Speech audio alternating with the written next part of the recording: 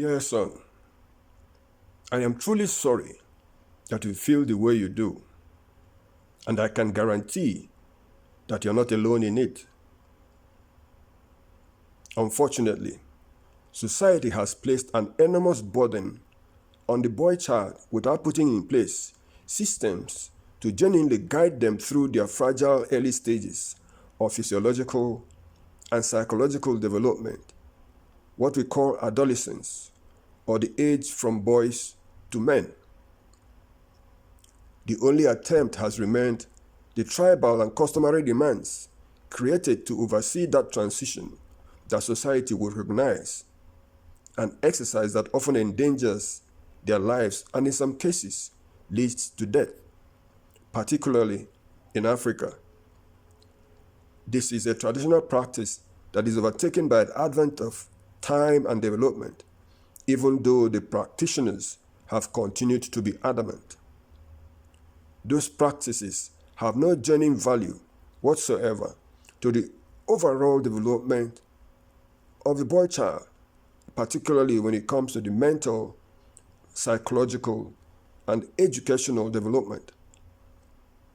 My boy was asking me why all the focus seems to be on the protection and development of the girl child, with the boys left behind.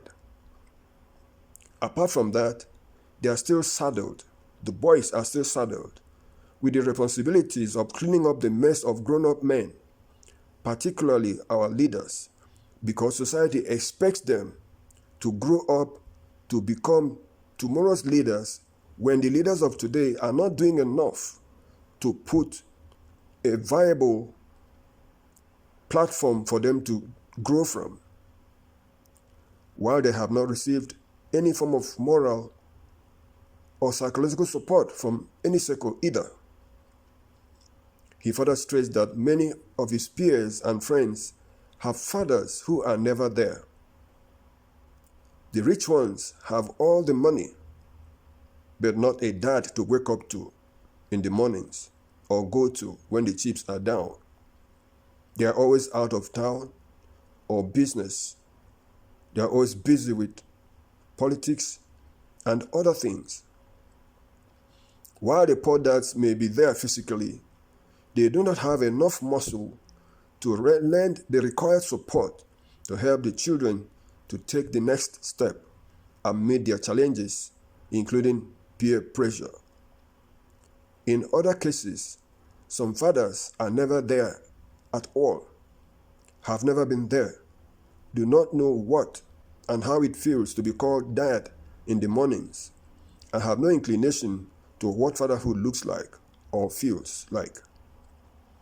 They abandon their boys to single mothers to play both son and companion, and these are boys that society expects to be everything at the end of the day without giving them the adequate support and pedestal to grow from. I am sorry, my boy. Your very touching complaints are deep, demanding, and concise. They are really very touching. And I hope I could wave a magic wand and change the situation immediately. It would take almost a lifetime to explain what I feel that need to be done. But firstly, let me defend the girl child because they are your sisters. You see, the girl child's early years of adolescence are the most tender years of her life, and that is when she needs all the support she can get, particularly from her parents and siblings. Being a young man, you'll agree with me that boys are seemingly much stronger and possibly less fragile than girls, even though girls are biologically superior.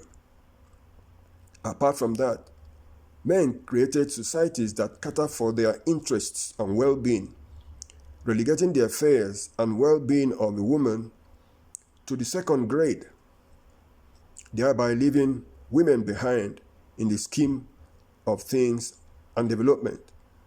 hence the word patriarchy. Patriarchy is a word that centers around the man being superior while doing nothing to prove their superiority.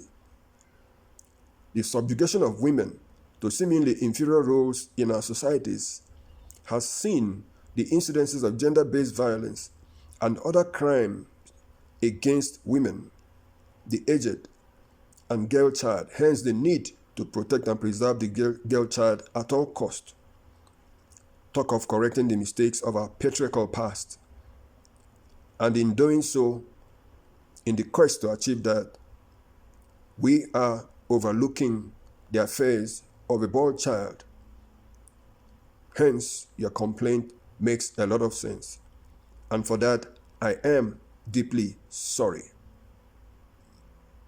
Correcting the situation depends on men, particularly our political leaders and leaders of faith and thought. Until men stop abdicating their responsibilities to their boys, until men stop being man babies who compete with their children for grandma's pots, until men wake up from slumber and begin to take responsibilities demanded of them and from them by societies, until they begin to teach our children the true values of successful citizenship, irrespective of sex and gender, the answers to your questions shall remain largely unanswered. And this takes us to the question of values, societal values, and genuine expectations. And I would like us to discuss them too. But firstly, let's discuss what needs to be done to allay your fears. Let's expound on what I think our leaders need to do to answer your questions and correctly too. But before we do that, please do not let your complaints stop you from loving and protecting the girl child. After all, they are all your sisters and the weaker sex, as the saying goes, and therefore needs to be protected from the predators and cruel criminals out there who are there to take advantage of their innocence and vulnerabilities. I believe your complaints have really opened up a kind of worms that must be discussed in this series as time goes on, in order to either correct or eradicate those issues, particularly customary demands, politics, sociology, education, peer pressure, and so on.